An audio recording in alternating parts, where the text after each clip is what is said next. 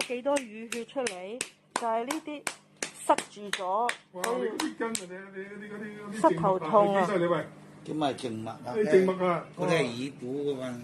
啲靜脈筋啊，你睇幾犀利！哇！耳寶啊！衣服。有一腫咗呢度。隻腳扭過嚟有冇啊？我唔記得啦，幾廿年。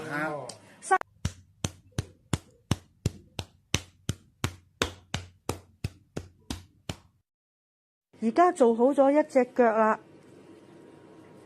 呢隻腳咧即刻啲顏色啊，同埋嗰個暖度啊、溫度都唔同咗嘅。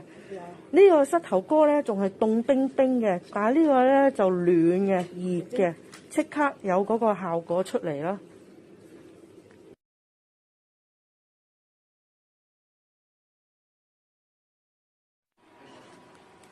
我冇要求即刻好啊，慢慢好咪得咯。邊度有咁貪心嘅咧？幾廿年嘅舊患。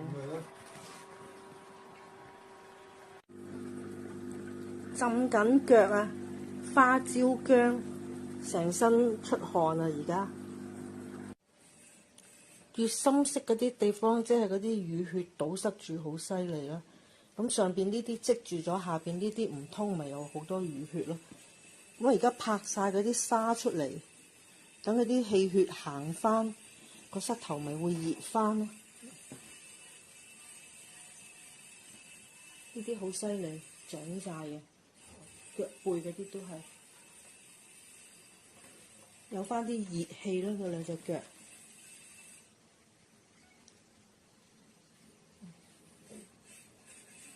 呢度又係，因為個背脊最主要嗰個背脊嗰度傷咗，積住咗喺度，壓住晒落嚟。